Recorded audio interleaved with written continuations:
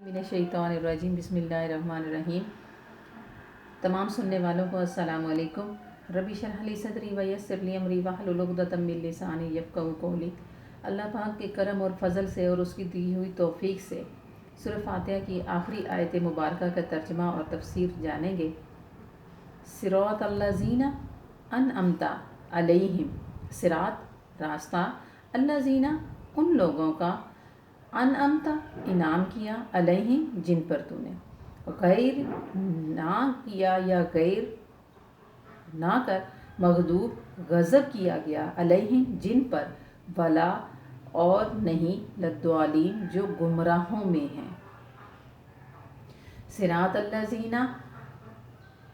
उन लोगों के रास्ते पर, अनअमता इनाम किया, अलैहिम तूने इनाम किया, जिन पर, गैरिल मग़दूबी जिन पर गज़ब किया गया, तू गज़बनाक हुआ, अलैहिम उन पर, वलद्दालीन और ना ही गुमराहों के रास्ते पर। कि रब ताला की बारगाह में ये अर्ज़ की जा रही है कि उन लोगों के रास्ते पर हमें रख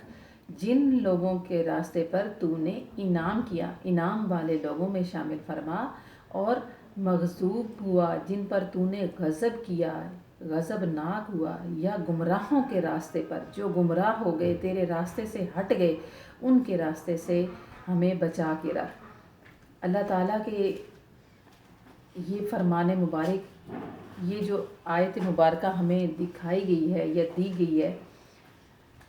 रब ताला बंदे को ये खुद अल्फाज सिखा रहा है कि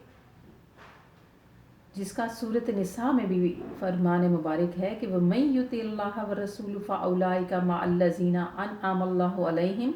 यानी रब ताला और रसूल के मानने वाले और उनके साथ होंगे जिन पर रब ताला का इनाम है, जो नबी हैं, जो सदीक़ हैं, जो शहीद हैं, जो साले लोग हैं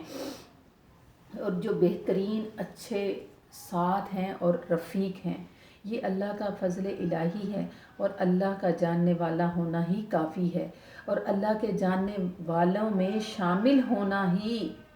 इनाम वाले लोगों का साथ मिल जाना ही बहुत बड़ा इनाम है। ये रब ताला हमें खुद ये तरबियत दे रहे हैं, ये सिखा रहे हैं, हमें बता रहे हैं इंसानों को कि तुमने किस रास्ते पर रहना है और किस तरह से अपने आप को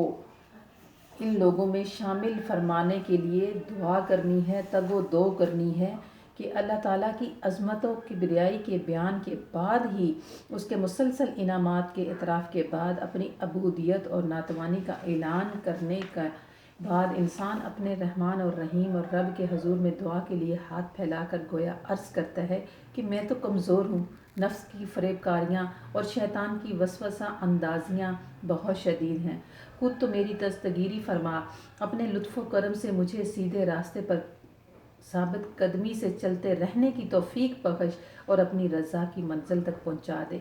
और कुर्ब व विसाल के इस मकाम पर पहुँचा कर मोमिन तन्हा अपनी ज़ात के लिए हदायत तलब नहीं करता, बल्कि सारी उम्मत मुहम्मदिया के लिए हदायत का तलबगार होता है और कहता है कि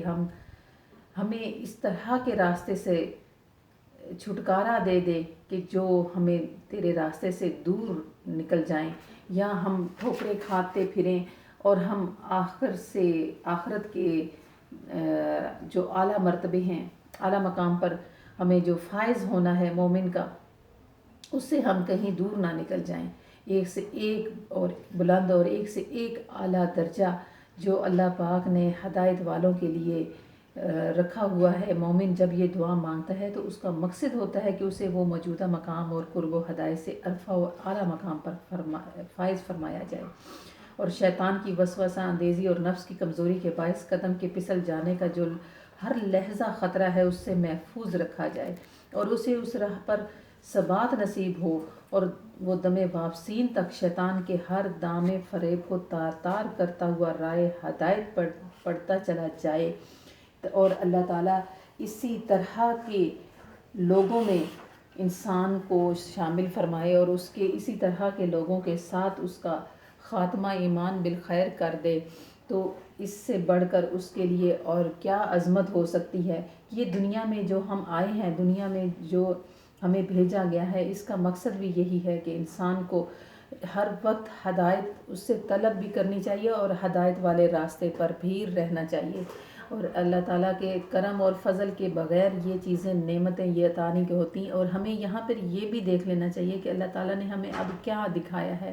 کہ انعام والے میرے لوگ کون سے ہیں، کون سا راستہ میرا انعام والے لوگوں کو کیسے ملتا ہے، یہ بھی راستہ اللہ تعالیٰ نے ہمیں عطا فرما دیا، یہ بھی اس کا کرم اور فضل ہے، اور اللہ پاک ہم سب کو اس میں شامل فرمائے اور اس میں استقامت عطا فرمائے۔ وما علینا الا البلاغ۔